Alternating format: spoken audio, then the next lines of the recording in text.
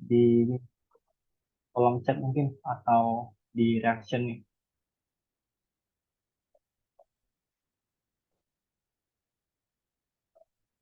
Oke, kalau nggak ada aku ini ya, aku mulai aja ke soalnya yang geologi kan ya. Oke, gimana guys? Layar aku udah kelihatan belum ke ini ke file soal OSN 2019? Gimana? Udah kelihatan belum? Atau nge-lag di kalian? Sudah, Kak. Oke, udah ya. Oke, mantap. Oke, kalau udah aku mulai aja ya sesuai dengan jadwal kita ya. Aku di sini akan membahas soal tentang geologi di bagian OSN 2019. Nah, yang pertama nih. Oh ya, di sini sebenarnya kayaknya aku perkirakan, soalnya aku belum nyoba nih untuk ini. Aku perkirakan kalau ini bakalan cepet di pembahasannya. Soalnya apa? Soalnya di OSN bagian geologi 2019 ini kebanyakan teori sih, gak ada hitung-hitungan gitu. Nah ini teori semua nih isinya. Kecuali di bagian esai, esainya cuman hitungan singkat sih, hitungan kayak apa namanya? Hitungan simple. Nah gampang banget tuh, kayak gini. Di yang nomor 8 ini. Nah, ini hitungannya simpel banget. Sama yang nomor ini sebagian aja. Cuman mencari radioaktif dating ya, kayak gitu. Itu pasti juga kalian sering jumpai di soal-soal OSK sebelumnya maupun soal OSP. Oke, kalau gitu itu untuk pengantarnya ya terlebih dahulu. Oke, sebelumnya aku mau jelasin terkait dengan pembukaannya ya. Kan kalian tahu nih, mulai dari OSP aja udah ada ini, udah ada teks pengantar. Tapi kalau di OSP itu teks pengantarnya masing-masing bidang ya. Kalau di OSN ini teks pengantarnya itu langsung jadi satu. Nah, mungkin mekanismenya kalau kan nanti offline ya, balik lagi ke kayak 2019 nih, kayak tahun 2020, 1, 2, dan 3 itu. 1, 2 ya. Oke, di sini kita bahas ya tentang Laut Sulawesi. Nah, kenapa di sini bahas tentang Laut Sulawesi? Karena di sini sama pembuat soal itu ada banyak ya disatukan, mulai dari konsep Laut Sulawesi berdasarkan geologinya, mete, OC, maupun astronominya. Oke, contohnya nih untuk yang geologinya, di sini dia itu ada yang namanya kayak ini pembentukannya itu pada kala Eosen. Nah ini kalau kalian lihat di soal awal, nanti kalian langsung nemu ini jawabannya. Oleh karena itu kalian butuh literasi ya. Nah kayak gitu. Nah terus di sini ada dikasih umur juga ya, 42 tahun yang lalu dan sebagainya. Nah kuncinya di sini itu kalian harus hafal ya, harus hafal geological time scale atau skala waktu geologi itu intinya untuk menjawab soal yang awal itu. Nah, itu untuk kondisi dari geologi ya, tinjauan dari geologinya. Nah, di sini juga ada mekanisme ya, mekanisme pergerakan lempeng yang menyebabkan terbentuknya Laut Sulawesi. Oke, di sini ada ini ya, ada Laut Silebes, terus dia itu menunjam ya ke bawah dari Sulawesi Utara, dan di sini juga ada cekungan Gorontalo gitu. Oke, lalu ada kondisi oceanografi.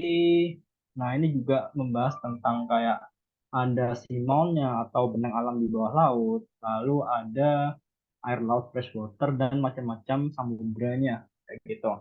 Nah, lalu itu nggak seberapa penting ya di sini. Yang akan kita bahas yang penting itu langsung aja deh ke bagian geologi karena di sini aku bahas tentang tuh bidang geologinya. Oke, nomor berapa nih? Nomor 31 ya. Nah, ini nih. Laut Sulawesi mulai terbentuk pada kala. Nah, ini nih. Kalau kalian lihat ya di soal tadi, dia itu antara mulai dari Eosen sampai dengan Oligosen. Nah, di sini yang wajib kalian hafal itu bentar. Yang harus kalian hafalin itu skala waktunya, skala waktu geologi. Nah, kalau kalian tahu kan ini udah dasar banget ya, mungkin aku terangin secara singkat aja. Mulai dari Eon ya. Eon, ada era, ada period, dan ada epoch atau kala ya. Nah, yang pertama ada Eon. Eon itu kurun ya nama lainnya. Dia kan yang penting ya di bagian kebumian itu kebanyakan kita bahas tentang Eon Proterozoikum ya. Nah, kan ada Eon Archean, lalu ada Archean ya. Archean, lalu ada Proterozoikum ya, Proterozoikum. Oh ya, Phanerozoikum ya, Phanerozoikum. Nah, di mana di Phanerozoikum ini yang kita bahas tuh, Zoikum. Itu dia dibagi lagi menjadi beberapa era kayak gitu. Nah, kalau kalian tahu ya ada Paleo. Ini pasti kalian udah paham semua lah ya. Paleo, terus ada eh Paleozoikum ya, terus ada Mesozoikum, Meso, ada Neo ya atau Kenozoikum gitu. Nah, lalu untuk periodenya ini dia itu nanti dibagi menjadi beberapa. Kalau yang Paleosen itu ada apa namanya yang dari awal ya dari Kambrian, Kambrian sampai dengan Kambrian, Ordovisian, Silurian, Devonian, Karbon sampai dengan Permian ya. Permian ini langsung aja aku singkat deh. Nah, langsung aja aku ke bagian yang ditanya soal, yaitu kan ditanya nih, antara pilihannya ada Oligosen, Miocen, di mana kalau kalian tahu, kalau kalian perhatikan antara pilihan A sampai dengan E, itu mereka semua itu meninjau itu ya, apa namanya, membahas tentang kala yang ada di zaman Kenozoikum atau Neozoikum ya. Langsung aja kita ke sini. Nah, di mana di Neozoikum ini, yaitu dibagi menjadi dua klasifikasi ya seharusnya. Ada yang menyebut dia itu dibagi menjadi dua ya, kayak apa namanya? eh ada Pleistosen dan Holosen itu dia itu termasuk kuarter, tersier gitu ya. Nah, ini yang tersier, tersier di sini ada kuarter gitu. Kuarter. Nah, gimana kalau tersier itu dia dibagi menjadi beberapa ya. Nah, pertama itu dia ada Paleosen ya. Paleosen. Lalu ada Eosen. Eosen, ada Oligosen ya. Oligosen, ada Miosen. Miosen, ada Pliocene, terus ada Pleistosen. Nah, dia cuma sampai Pliocene aja ya yang tersier ini. Nah, baru kuarter ini dia nanti ada yang namanya kala Pleistosen dan Holocene ya. Ini ingat yang dari bawah ini dari yang tua ya, ingat. Dari yang tua ini ke muda gubernurnya. Nah, kayak gitu. Jangan sampai kembali ya. Pleistosen awal lagi sama S ya, Pleistosen dan ini ada Holocene. Holocene gitu. Nah, di sini aku mau sebutin ya, sebutin untuk hafalan yang paling gampang kalian hafalin angka-angkanya ya.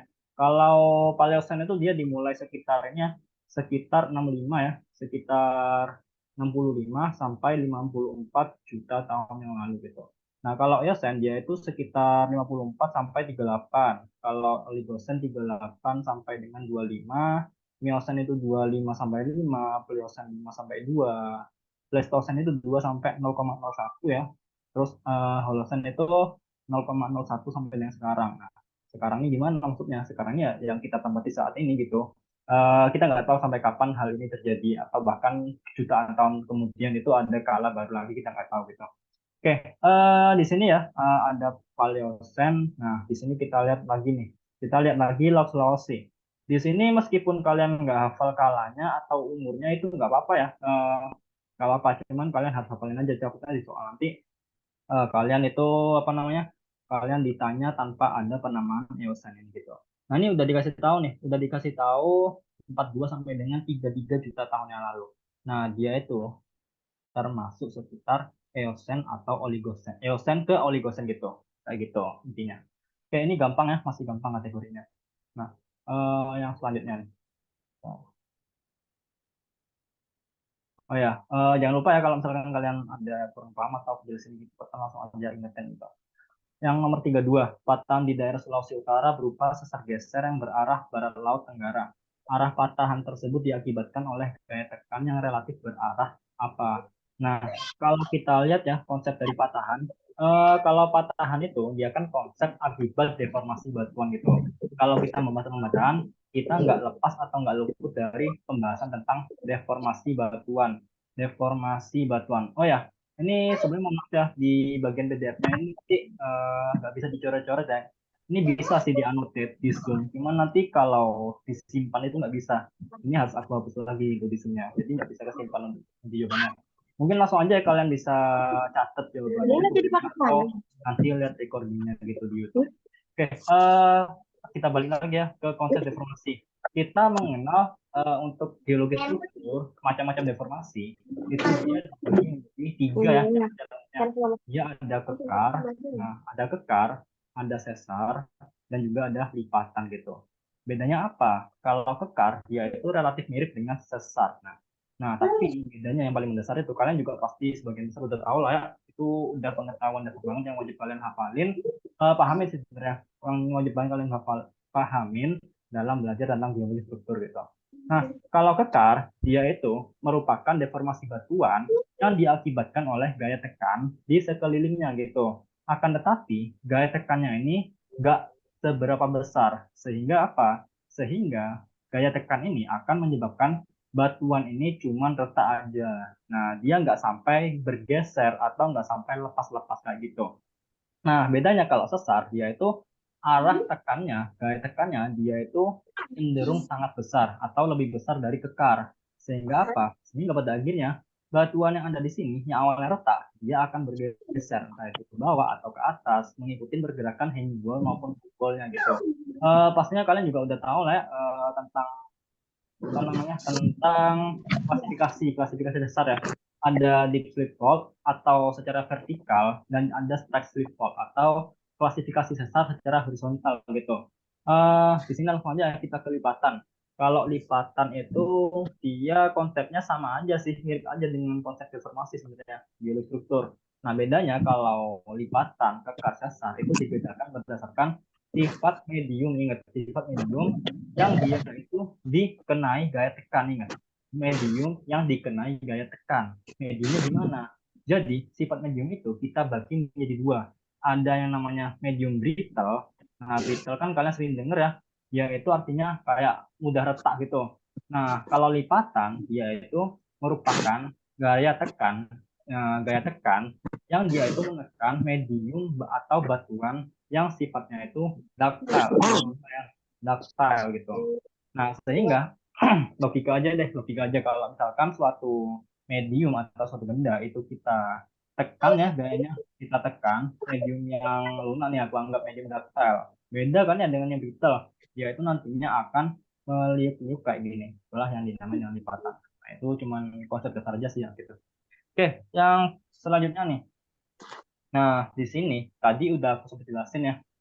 Ini ada sesar geser ya yang berarah barat laut tenggara. Nah, kalau kalian tahu patahan di Sulawesi Utara itu dinamakan dengan sesar Palu Koro gitu ya. Nah, ingat sesar Palu Koro ya di Sulawesi Utara. Nah, ini for your information ya. Bentar-bentar. Kena anu ya, kena apa namanya? Kena end share screen. Oke, ini udah kelihatan lagi ya. Oke, ini ya, kalau kalian pernah dengar tuh di berita-berita sesar Palu Koro itu dia merupakan sesar yang berjenis ya ini sesar yang berjenis sinistral ya, dia sinistral. Ini Palu Koro di Sulawesi Utara.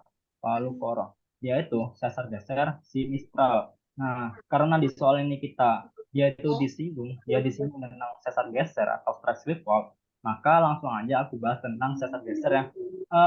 Aku nggak akan bahas di sini, nggak akan bahas tentang sesar slip fault atau pergerakan vertikal, karena di soal ini dia lebih menuju ke bagian sesar geser yang dia itu arahnya horizontal kayak gitu. Oke, selanjutnya ya. Selanjutnya itu dia itu untuk sesar fleksibel atau sesar geser horizontal, dia itu dibagi menjadi dua. Nah, ada yang namanya dextral ya dan sinistral. Nah, sinistral udah aku tulis di sini ya. Dextral. Nah, dia itu nantinya bedanya kalau dextral, dia itu yang bergeser ke depan pengamat, dia itu yang bagian kanan, blok sebelah kanan gitu. Kalau sinistral dia yang sebelah kiri gitu aja sih gampangannya, cuma kebalikan aja. Ini normalnya gini yang aku kasih tahu normalnya, ini keadaan normal gitu. Normal. Nah, dia akan kayak gini. Dia belum bergeser gitu. Ini ingat ya, ingat berdasarkan posisi pengamat. Misalkan pengamat ada di sini. Nah, berarti dia itu nantinya gini. Pengamat kan lihat di sana ya, arah pandangnya. Nah, maka nantinya dia itu melihat yang bagian kanan. Dia itu relatif dekat ke bagian dia itu. Nah, dengannya sinistra kayak gitu. Oke, selanjutnya nih, selanjutnya kalau kita bahas tentang sesar ya, kalau kita bahas tentang sesar, nah dia itu kita tinjau lagi ya. Nah, patahan di Sulawesi Utara berupa sesar geser yang berarah barat laut tenggara. Nah, arah patahan tersebut diakibatkan oleh gaya tekan atau kompresi yang relatif berarah apa?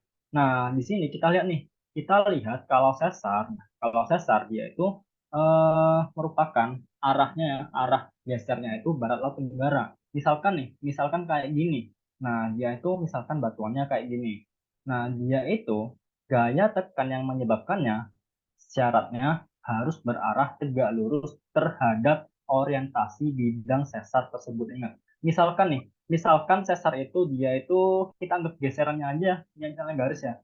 Ini misalkan garis, nah dia itu nantinya gini aja gitu.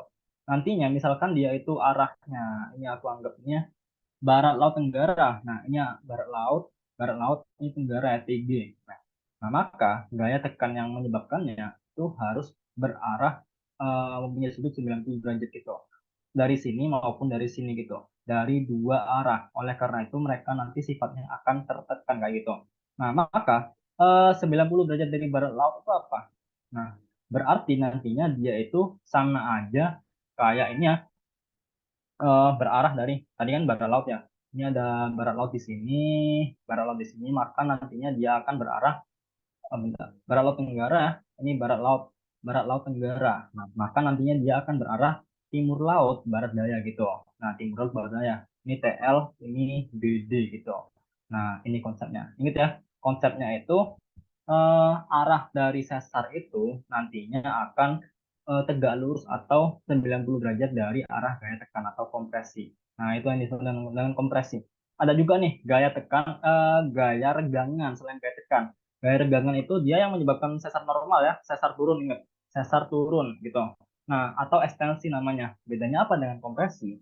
Kalau kompresi dia itu menekan. Nah, dia menekan menuju ke pusat gitu. Nah, itu kompresi. Kalau ekstensi dia beda.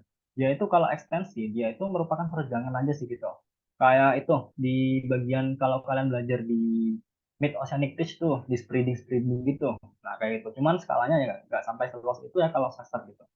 Oke, aku lanjutin ya. Berarti jawabannya itu yang barat daya timur laut, yang B ingat ya. Dicatat jawabannya yang B gitu. Barat daya timur laut gitu. Oke, aku lanjutin ya ke soal selanjutnya. Jangan lupa bertanya ya kalau misalkan ada yang kurang paham. Oke, pada bagian paling atas dari keras samudra biasanya,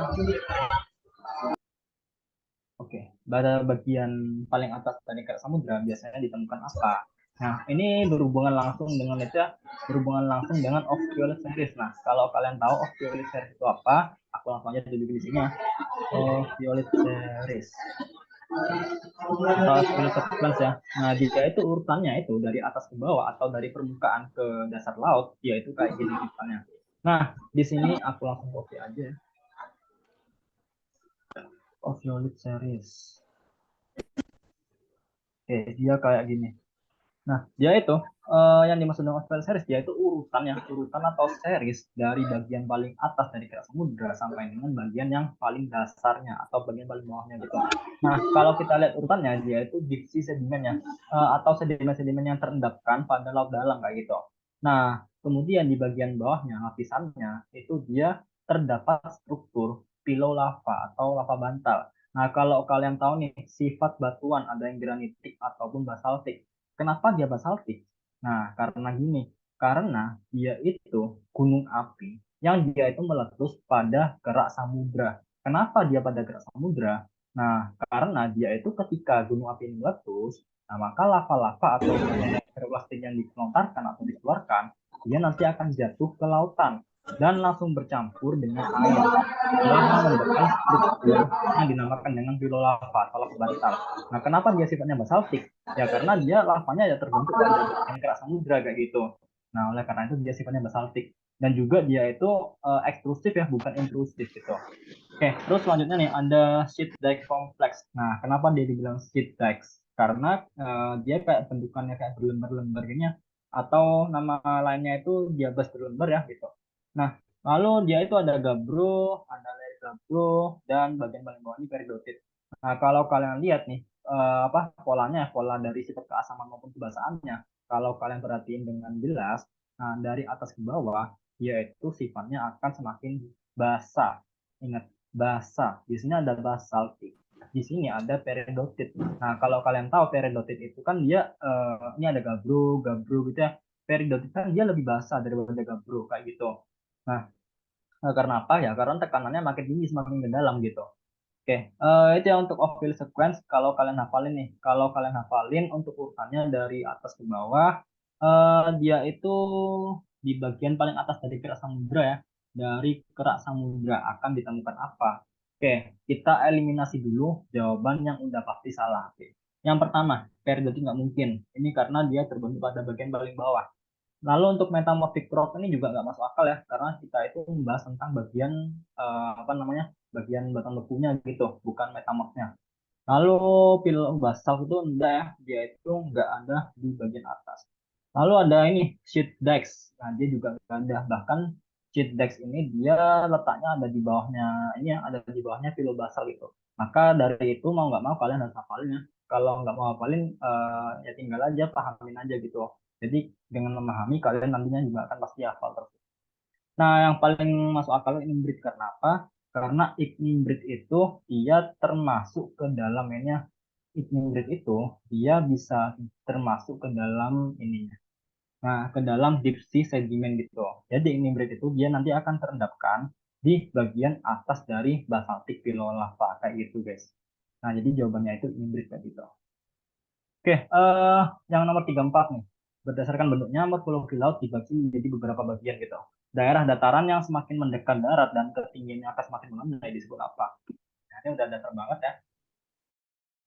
Mungkin sekalian udah tahu semuanya, yaitu kalau kita bahas tentang morfologi laut, dia nantinya akan dibagi menjadi dua ya, akan dibagi menjadi dua. Nah, apa aja itu? Nah, di sini kita itu berdasarkan continental marginnya atau batas paling atasnya, marginnya ini, margin. Nah, jadi kalau kita membahas tentang continental margin, dia itu akan dibagi menjadi dua. Nah, yang pertama dia itu active margin atau margin aktif ya. Nah, yang kedua dia itu pasif margin gitu, pasif margin. Nah, bedanya apa? Kalau aktif ya aktif itu kayak gunung api aktif dan gunung api pasif kayak gitu. Kalau aktif, dia itu gunung api yang ada di margin ini atau di samudra ini, dia itu masih aktif, masih seringkali melontarkan material ataupun masih terdapat pergerakan lempeng yang sangat signifikan. Oleh karena itu pada active margin dia ditemukan yang namanya palung gitu. Nah, ini ada crash ya di sini. Nah, bedanya apa dengan pasif margin? Kalau pasif margin kita tahu kalau gunung api itu dia udah nggak meletus atau udah pasif letusannya, maka bagian ujungnya ini atau kerucutnya ini lama kelamaan akan mengalami erosi. Nah, oleh karena dia itu mengalami erosi, maka lama kelamaan dia itu bagian atasnya akan semakin kuat gitu. Nah, oleh karena itu pada pasif margin dia itu ditemukan continental shelf yang bagiannya itu luas gitu. Beda halnya dengan yang active margin. Dia continental shelf-nya cuma sempit aja. Nah, jadi langsung aja kita ke intinya. Daerah dataran yang semakin mendekati darat dan ketinggiannya akan semakin melandai. Benar ya, jawabannya itu yang paparan benua atau bahasa Inggrisnya itu continental shelf ya, continental shelf. Nah, terus yang miring itu dia namanya ini ya, yang miring. Nah, dia itu ada continental shelf, lalu di sini itu ada bagian ini, bagian yang miring gitu. Oke. Ada kita selanjutnya ya, langsung aja ke nomor 35. Gempa bumi yang sering terjadi di kawasan Sulawesi Utara dapat diikuti dengan kejadian tsunami. Gempa bumi yang dapat menyebabkan terjadi tsunami mempunyai persyaratan karakteristik yaitu. Nah, ini kalau soal OSN itu dia dari tahun ke tahun ya selalu ada soal yang jawabannya lebih dari satu gitu. Oke, karena apa ya? Karena soal ISO itu juga ada soal yang kayak ini sih. Kalau ISO itu malah kebanyakan di ISO itu soalnya itu ada jawaban lebih dari satu. Nah, tapi bedanya kalau di ISO itu dia itu nanti ada pengurangan tuh meskipun dia itu apa namanya? Meskipun dia itu jawabannya lebih dari satu. Nah, oke, yang pertama gempa bumi ya karakteristiknya. Yang pertama jarak epicenter terdekat. Oke, kita skip dulu. Lalu kedalaman gempanya dangkal, pusat gempa di daratan. Kita eliminasi jawaban yang udah pasti nggak mungkin. Ini nggak mungkin karena apa ya? Karena supaya tsunami terjadi ya harus di laut gitu. Karena teman juga udah pasti tahu ya dasarnya gitu. Oke, ada yang tanya nih, nanti recordnya dibagiin nggak ya? Oke, dibagiin ya sama adminnya gitu. Karena kan setiap pertemuan mesti dibagi di grup Telegram biasanya kalau aku lihat tuh. Oke, oke. Yang lain kalau mau bertanya silahkan ya. Kalau terkait materi ataupun apa itu silahkan ditanyain. Oke, yang D, jenis patahannya adalah normal fault atau trust fault. Oke, yang E, magnitudo gempanya lebih dari sama dengan 6,5 skala Richter. Oke, langsung aja. Yang pertama, jadi benar. Karena apa? Karena tsunami itu membutuhkan kedalaman gempa yang sangat dangkal. Atau seenggaknya itu maksimal 60 kilometer. Nggak boleh lebih dari ini. Karena apa? Karena gini asal-usulnya. Nah, misalkan ini aku yang di lautan ya, ini permukaan laut. Di sini ada dasar lautnya gitu. Nah, kalau dasar lautnya itu dalam ya, ingat, kalau dasar lautnya dalam, misalkan ya aku anggap dia itu kedalamannya 100 ya sangat dalam 100 kilometer. Nah, dia itu nantinya ketika gempa terjadi atau ketika terjadi pergerakan lempeng, nah kan kita tahu kalau ketika terjadi pergerakan lempeng itu nantinya lempeng hasil rekahannya itu akan menyalurkan energi, akan menghasilkan energi, lalu energi pergerakan gelombangnya itu akan disalurkan ke permukaan laut gitu. Nah, kalau misalkan ini lautannya dalam, dia nggak mungkin terjadi tsunami. Karena apa? Ya karena dia itu energinya itu nggak sampai tertransportasi ke permukaan laut gitu. Energinya udah habis dulu sebelum dia sampai ke permukaan. Misalkan nih, dia itu udah habis sekitar pada kedalaman yang ini misalnya bukan bukan absolutnya ini misalkan aku anggap misalkan aja gitu. Dia itu udah energinya udah hilang pada kedalaman berapa ya? 20 lah gitu di 20 kilometer gitu. Nah, kayak gitu nih, misalkan ya gitu. Oke, itu untuk yang dalam. Kenapa dia nggak bisa tsunami ya? Karena itu. Bedanya kalau dia itu lautannya dangkal, ini aku anggap 30 kilometer ya, sangat untuk karakteristik tsunami ya sangat dangkal sih setengahnya dari ini malah. Dia itu nantinya ketika terjadi pergerakan lempeng, maka energi pergerakan lempeng itu akan disalurkan ya, disalurkan melalui perairan ke permukaan laut gitu. Nah, sehingga nantinya kalau kita tahu nih, ibaratnya gini, ibaratnya itu kalau kalian ada tangan ya, tangan kalian masukin ke air gitu. Lalu tangan kalian itu tarik ke atas gitu ya, tarik ke atas air gitu. Nah, maka apa yang terjadi? Yang terjadi bagian airnya ini dia akan semakin tinggi dan pada akhirnya nanti terjadi tsunami. Oke, yang D, jenis patahnya itu normal fault atau thrust fault? Ya benar, dia itu patahannya harus deep split fault ya. Ini termasuk deep split fault. Nah, ini yang nggak aku bahas nanti ya, karena nanti aku bahas tentang track split fault atau yang horizontal. Ini untuk yang vertikal. Karena apa? Karena kalau vertikal itu energi yang dilepaskan itu akan cenderung sangat besar gitu dibandingkan dengan yang pergerakannya horizontal. Oke, lalu untuk yang ya, kalau untuk mandi duduk gempanya aku nggak berani aku nggak berani memastikan gitu. Nah, karena apa? Karena tiap sumber itu beda-beda ya. Ada yang bilang dia itu lebih dari 7, ada yang lebih dari 8, ada yang lebih dari 6,5 dan sebagainya. Nah, kayak gitu. Jadi yang udah pasti itu yang ini ya, yang B dan juga B gitu.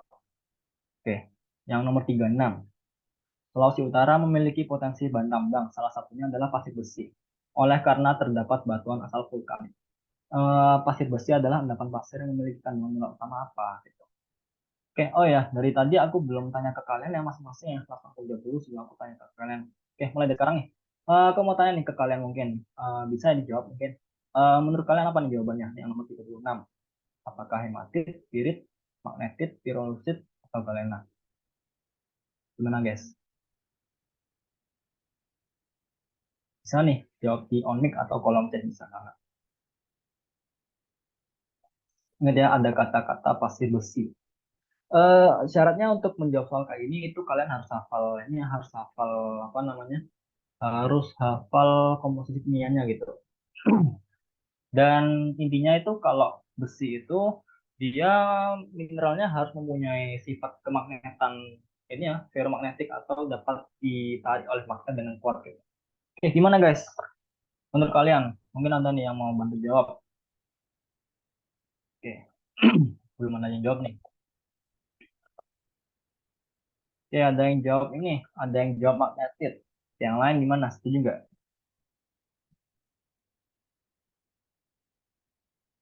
Sebenarnya gampang aja sih.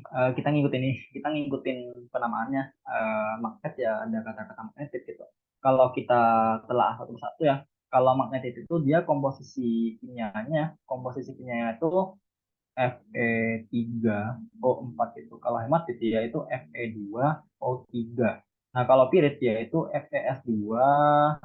Nah, kalau galena itu PbS ya. Nah, kalau yang pirolis aku lupa untuk komposisi kimianya gitu. Nah, jadi untuk yang jawabannya itu magnetit ya. Karena apa? Kalau kalian searching di Google sejarah pasir besi, itu dia merupakan endapan pasir. Yaitu mineral utamanya sebenarnya magnetit itu. Nah, mineral utamanya magnetit. Cuman kalau kita tahu suatu batuan apapun itu batuannya itu nggak mungkin tersusun oleh satu jenis mineral aja ingat. Nggak mungkin tersusun oleh satu jenis mineral aja entah itu batuan yang ukurannya kecil ataupun yang besar, udah pasti mereka itu tersusun oleh berbagai jenis mineral, gak cuma satu gitu. Nah, oleh karena itu di sini disebutkan mineral utama.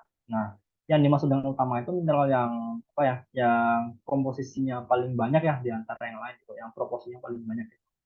Oke, udah tahu ya jawabannya yang magnetit gitu. Yang nomor 37. Daerah Manado dan sekitarnya dijumpai singkapan batu gamping. Terdapat beberapa jenis batu gamping, salah satunya adalah terbentuk akibat presipitasi, yaitu apa? Presipitasi itu evaporasi ya. Kalau kalian tahu presipitasi evaporasi itu merupakan pembentukan batu gamping ya.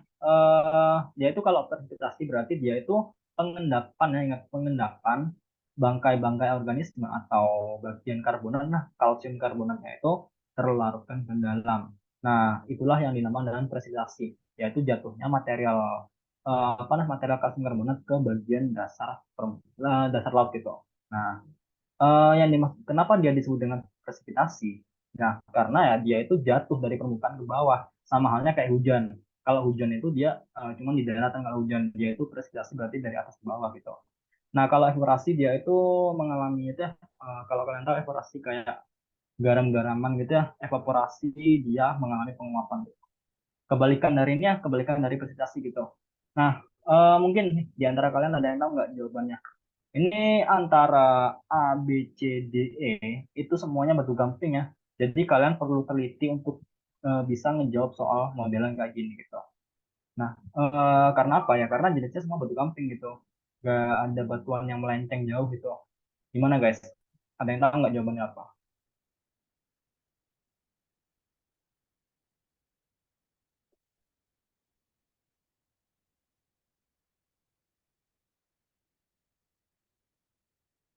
Oke, langsung aja ya. Dia itu jawabannya travertine.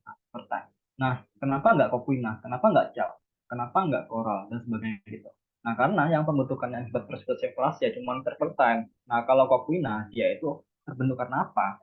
Nah, dia itu Coquina itu merupakan apa ya? Intinya itu dia ada bagian inilah, bagian organisme yang menjadi inti dari terbentuknya batuan Coquina ini. Nah, kalau kalian lihat tuh di searching-searching gitu, nah, ini akan bentuknya kayak lapisan-lapisan gini. Karena inti ini dia itu bersifat sebagai penarik dari material-material gamping yang ada di sekitarnya kayak gitu. Kalau chow ini dia batu kapur ya, dia batu kapur. Nah, kalau oolitic limestone dia itu mirip-mirip sih, kayak gitu, kayak kokwina gitu. Nah, cuman kayak ada material oolit gitu ya. Kalau kalian tahu oolit itu di batuan sedimen ya, dia bentukannya kayak butiran-butiran kecil gitu, oolit gitu. Nah, kalau koral kita semua tahu ya, kalau koral itu dia terumbu karang gitu, kayak gitu. Oke, jadi simpel aja jawabannya itu Trevor Time. Oke, yang nomor 38. Which statement below is false? Yang pertama, corals are major contributors to the physical structure of the coral reef that develop in tropical and subtropical water. Yang B, corals can be found only in shallow waters. Terus coral are marine invertebrates. Terus yang D, corals are included in the class Anthozoa of the film Cnidaria ya. Lalu yang E itu coral can secrete calcium carbonate to form a hard skeleton. Oke, yang salah ya, kalau kalian tahu nih, yang udah pasti benar. Nah, yang pertama, koral itu dia itu kalau kalian tahu, itu dia termasuk dalam film Coelenterata ya, ingat Coelenterata. Atau nama lainnya itu Nidaria, ya. Nidaria gitu. Bacanya Nidaria, ya, C-nya nggak usah dibaca gitu. Nah, setelah film kan ada kelas ya, ada kelas, tim, dan sebagainya. Nah, di sini dia disusun kelas nih, kelas Anthozoa. Benar ya, jawabannya yang D itu benar. Sehingga kita bisa eliminasi. Oke, sisa 4 jawaban nih. Lebih gampang ya, udah aku eliminasi satu jawaban. Mungkin dari kalian nih, ada yang mau jawab kah? Ada yang tahu nggak jawabannya apa? Yang false, yang salah. Ini ini ya, koral itu berkontribusi padanya ya, pembentukan struktur fisik dari coral reef. Dia itu berkembang pada perairan tropis dan juga subtropis. Lalu yang B itu dia itu hanya bisa ditemukan di perairan yang dangkal. Lalu dia itu marine invertebrata ya. Kalau kalian tahu invertebrata itu organisme yang nggak punya tulang belakang. Lalu yang E coral can secrete calcium carbonate to form a skeleton. Bagaimana guys? Oke, aku eliminasi satu lagi ya. Yang B, udah pasti salah ya. Ya, karena dia jawabannya benar, sehingga kita bisa eliminasi. Nah, benar, koral itu hanya bisa ditemukan di lautan yang dangkal. Karena apa? Ya karena dia itu ya memerlukan sinar matahari untuk berkembang biak gitu. Cuman kisarannya itu, nah kisarannya itu koral itu mempunyai kedalaman kisaran, nah atau panas yang cukup gitu. Dia mempunyai apa namanya? Mempunyai suhu maksimal dan juga suhu minimal untuk bisa hidup. Nah, kalau suhunya sangat rendah, dia itu nggak bisa hidup. Karena apa? Ya karena dia nggak bisa melakukan kayak itu, bukan fotosintesis ya. Kalau fotosintesis kan tumbuhan, tapi kalau koral ini dia perlu kalian ingat dia hewan ya. Dia termasuk dalam kelas Anthozoa gitu untuk melakukan perkembangbiakan gitu. Nah, lalu untuk begitu pula sebaliknya, kalau misalkan suhunya itu sangat tinggi melebihi batas normalnya, dia akan mengalami coral bleaching ya atau pelarutan koral gitu. Kalau kalian sering lihat di perairan-perairan laut ya, bleaching gitu. Nah, dia itu kayak warna putih-putih itu ya koralnya gitu di lautan permukaannya gitu. Nah, yang C, koral itu organisme invertebrata ya. Nah, kalau kalian tahu bener ya ini, dia itu termasuk dalam invertebrata gitu. Nah, jadi menurut aku ya, dia itu yang bagian yang bagian C dan E, dia itu kontradiktif atau berkebalikan. Oh ya, yang A ya, yang A ini udah pasti bener sih. Dia itu cuma ditemukan di perairan tropis atau subtropis. Karena kalau di kutub dia nggak mungkin bisa hidup karena suhunya yang sangat ekstrim dingin gitu. Nah, karena yang C ini dia benar yang kata rata, maka yang salah. Karena apa? Karena ini menurutku ya, dia itu eh, ada kata-kata ini akan membentuk hard skeleton atau tulang yang keras gitu. Nah, karena apa? Ya karena dia organisme invertebrata gitu. Nah, dia itu tulangnya ya nggak sekeras itu kayak gitu. Jadi jawabannya itu yang E gitu. Oke, gimana guys sampai sini? Sebelum aku lanjut ke soal soalnya, ada pertanyaan nggak?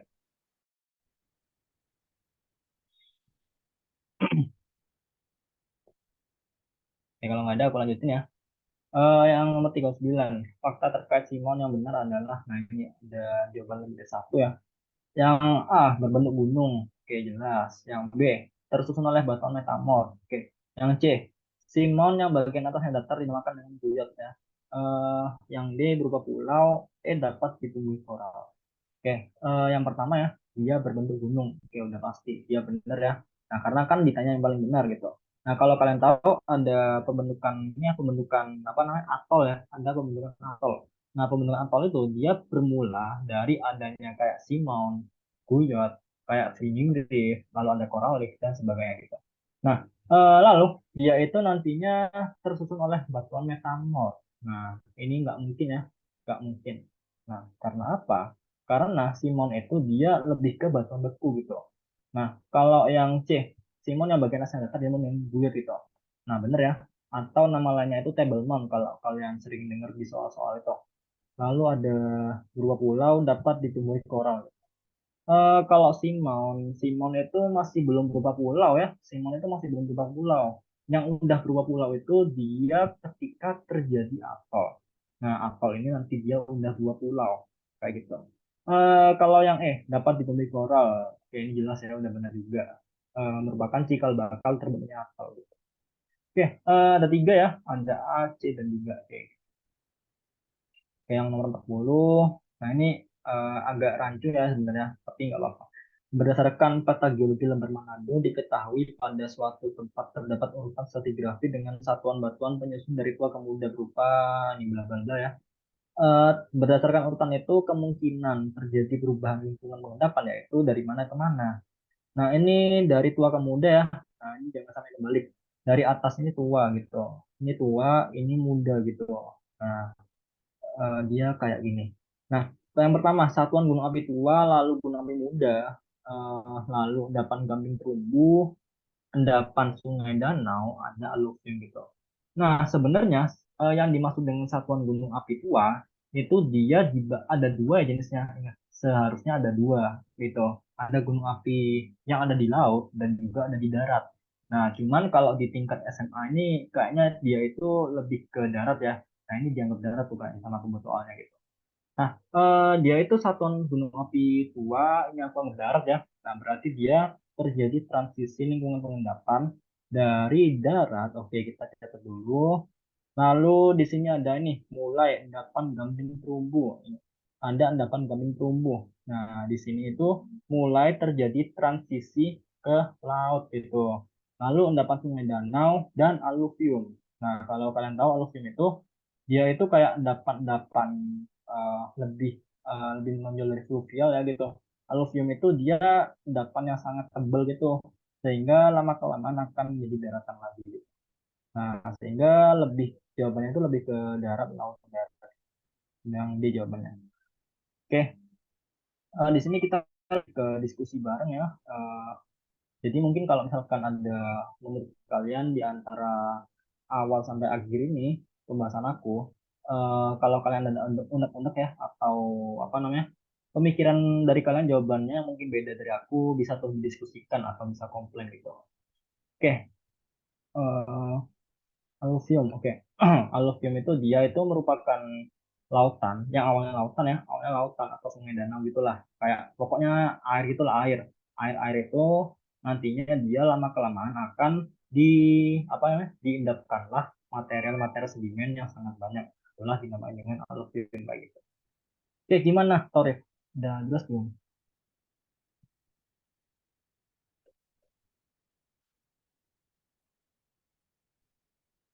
Eh, ada yang tanya nih, kalau OSN apakah akan ada presentasi? Kalau online nggak ada ya, kalau online nggak ada. Kalau offline ya kayaknya nggak ada deh. Ya, kayaknya nggak ada deh kalau offline. Soalnya aku juga nggak pernah ngerasain ini sih, ngerasain apa namanya, ngerasain angkatan offline gitu. Nah tapi kayaknya nggak ada ya. Dia itu kalau yang aku tahu ya, kalau offline itu dia itu adanya tes teori sama tes praktikum praga kayak gitu ya. Gitu. Oke. Kalau presentasi ya mungkin ya bisa jadi sih bisa jadi sebaiknya dipersiapin aja. Nah cuman kalau presentasi mungkin lebih ke presentasi dari hasil praktikum yang telah kalian jalankan gitu. Tapi ya kalau atau bahkan presentasi dilakukan ya terlalu banyak pesertanya 100 gitu. Nah sehingga ya mana mungkin nutup gitu maksudnya. Oke, yang nomor 7 ini ya yang geologi. Yang sebelumnya nih ada OC, Mete dan Astro ya.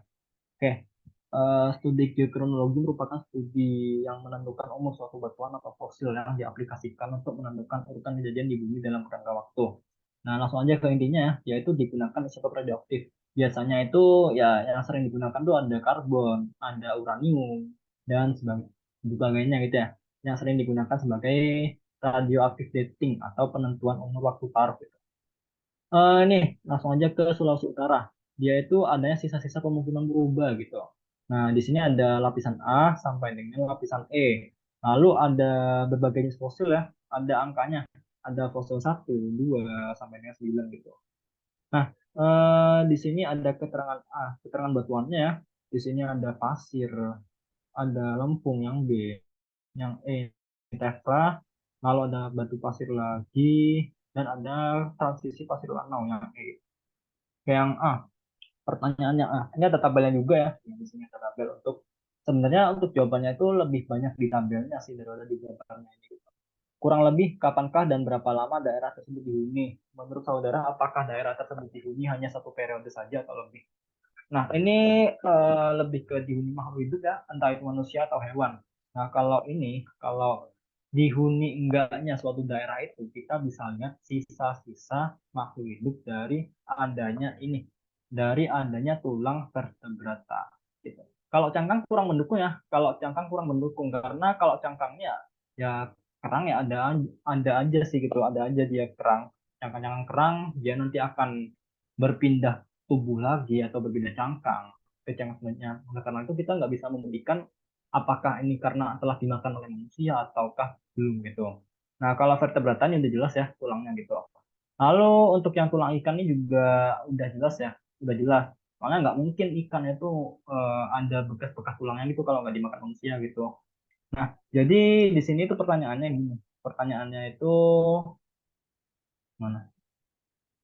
Menurut saudara, apakah daerah tersebut dihuni hanya satu periode atau lebih gitu? Lebih ya jawabannya, karena ada beberapa nih. Oke, kapankah? Oke, bentar. Kapankah daerah sebut ini? Oke, kita sebutin periodenya aja. Kita sebutin periodenya. Eh, Dia itu ketika ini jawabannya itu langsung aja kalian sebutin angka ini pada sampel nomor 2, sampel nomor 5, dan sampel nomor 8 gitu. Jadi jawabannya itu ada 3 periode gitu. Yang A. Oke, yang B. Kemungkinan daerah tersebut tidak dihuni lagi oleh karena adanya erupsi gunung api. Apa data yang mendukung hipotesis ini? Ini udah jelas ya. Udah jelas kalau ada erupsi gunung api, maka ada kayu yang dia itu gosong. Membentuk apa? Membentuk arang gitu. Nah, jadinya kita lihat periode yang ada arangnya di situ gitu. Nah, ada pada sampel nomor 4, lalu 6, 7, 9. Nah, ini jawabannya. Udah menyangkut keseluruhan jawaban yang B ya gitu. Oke. Lalu yang ini, yang C, yaitu simpel juga ya perhitungannya. Diketahui waktu paruh, lalu ada C14 yang pada sampel nomor 8 ya. Nah, ini tulang vertebratanya, dia itu ini umur ya, bisa pada 9 tahun. Nah, kalau kalian masih ingat tuh, kalau kalian masih ingat atau paham, dia itu untuk waktu paruh, dia ini mempunyai rumus ini. Dia mempunyai rumus unsur awal ya, atau aku singkat dengan N ya. Unsur awal sama dengan N0, ini unsurnya, unsur ini unsur yang tersisa yang ini unsur tersisa sama dengan unsur awal N0 ini dikali dengan setengah pangkat T per T setengah. Ini aku anggap T besar per T kecil aja biar kalian nggak bingung gitu. Nah, ya T besar itu dia umurnya, umur radioaktifnya gitu. Untuk yang T kecil dia itu waktu paruh radioaktifnya gitu. Oke, langsung aja di sini udah tahu nih waktu paruhnya C14-nya dan juga udah tahu di tabel ininya apa namanya? Udah tahu di tabel umurnya, umur pada sampel nomor 8. 2480 ya, 2480 tahun. Langsung aja kita hitung. Setengah pangkat 2480 dibagi dengan berapa? 5730. Nah, kita hitung dulu ya pakai kalkulator. Eh, 2480, 2480 dibagi dengan 5730. Nah, dia itu nantinya akan sama dengan 1/2 pangkat 0,4328 gitu. Kalau langsung aja kita hitung ya. Sama dengan, sama dengan 0,5 pangkat, pangkat 0,4328. Nah, dia itu sekitar ini sama dengan 0,7408 gitu. Ya gitu. Nah, tapi kan ini ya dibandingkan jumlah aslinya. Ya langsung aja meskipun dia nggak diketahui N0 berapa, NT-nya berapa, yang langsung aja N dibagi N0, ini langsung aja pindah ruas kita. Kita pindah ruas karena dibandingkan jumlah aslinya. Unsur sisa dibandingkan unsur awal sama dengan hasilnya ini. Jangan lupa dikali 100 ya kalau kita mau cari persentasenya gitu. Nah, ini dikali 100 ya hasilnya ya 74,08% gitu. Nah, inilah jawabannya untuk yang C. Oke, ya aku lanjutin ya. Nomor 8. Nah, ini juga perhitungan simpel ya. Sesar ini aktif ya dilakukan penelitian dengan dihitung kecepatan pergeseran selama 10 tahun pengamatan gitu. Pengamatan dilakukan dengan menghitung pergeseran ya, pergeseran titik PO, P0 ya ke titik berikutnya P1, P2 sampai yang ke-10. Dengan menggunakan GPS ya, dengan GPS dari pengamatan diperoleh data sebagai berikut. Nah, dia itu aku anggap P0-nya. Jadi P0-nya ya, ya berarti dia pergeserannya ya masih 0 cm gitu. Di sini 0,6. Maksudnya 0,6 ini dia jaraknya itu antara, ini misalkan ya, ini misalkan kondisi awal, ini P0 gitu. Nah, lalu ini ada P1. Nah, aku anggap ini bergeser ke sana ya, bergeser ke sana gitu. Nah, ini jarak antar titiknya, ini merupakan 0,6 cm. Nah, itulah maksud dari jarak antar titik.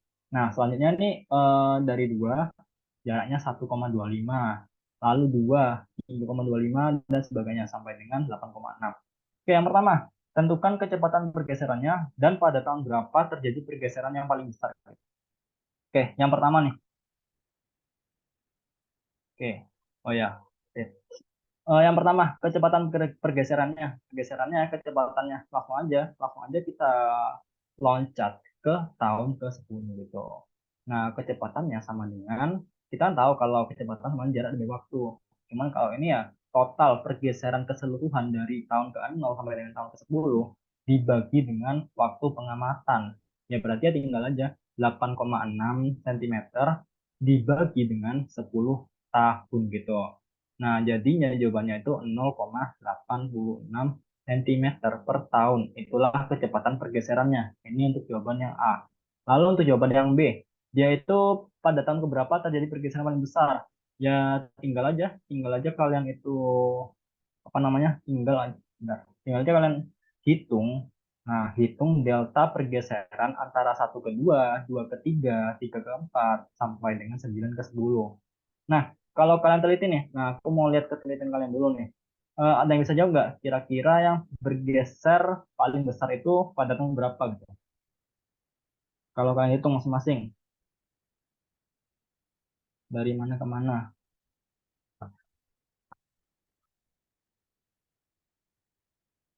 Oke, yang pertama ya. Oke, ada yang jawab dari 9 ke 10. 9 ke 10.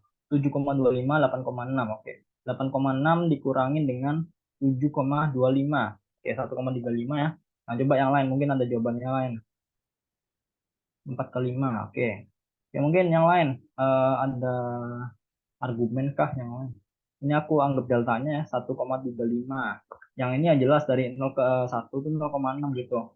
Nah, lalu ini ada 1,25 ke 0,6 ya. 3 ke 4 dan 4 ke 5. Oke, sip. Oke, aku hitung dulu ya. Ini 1,25 dikurangin dengan 0,6. Nah, berarti dia 0,65 itu. 0,65. Lalu dari ini 0,2 dikurangi 1,25 ya 0,75 gitu. 0,75 lalu 3,5 dikurangi dengan 2. 1,5. 1,5. Nah, jelas ya, jelas bukan yang 10. Karena apa? Ya karena masih lebih besar ini, masih lebih besar dari 3 ke 4 gitu. Oke, yang dari 4 ke 5. 5 dikurangi 3,5. Nah, ini juga ya 1,5. Nah, ini udah jelas ya, udah jelas nih kalau kita lihat di sini. Nah, jelas ya dari 4 ke 5 dan juga dari 3 ke 4. Oke, bener nih, ada yang udah jawab nih, bener jawabannya. Oke, sip. Oke, kalau ini udah soal terakhir ya.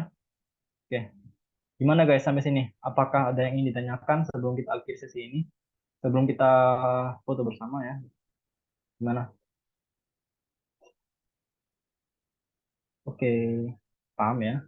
Yang lain mungkin. Apakah ada pertanyaan? Eh,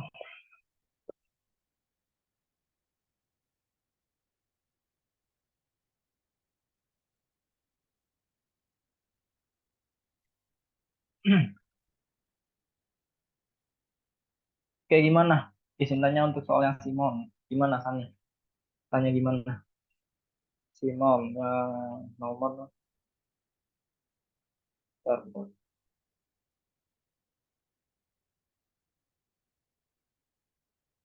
Simon. Mana ya? Simon. Oh ya, nomor 39. Apakah coral reef bisa tumbuh kalau berbentuk simon dan belum volcanic island? Sama, ya.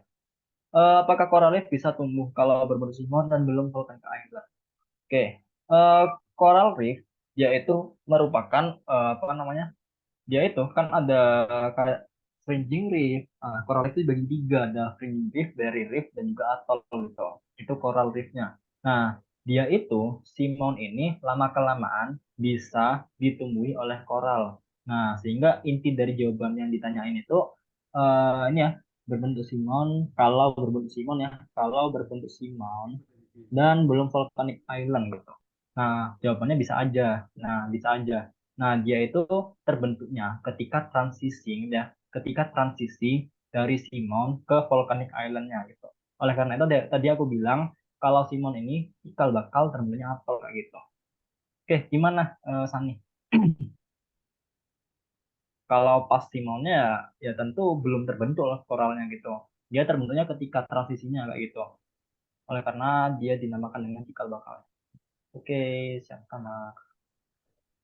Oke, Gimana kalau nggak ada pertanyaan, aku ini ya, aku akhiri dulu untuk share screen-nya. Oke, mungkin aku balikan sesinya ke ini ya, ke admin.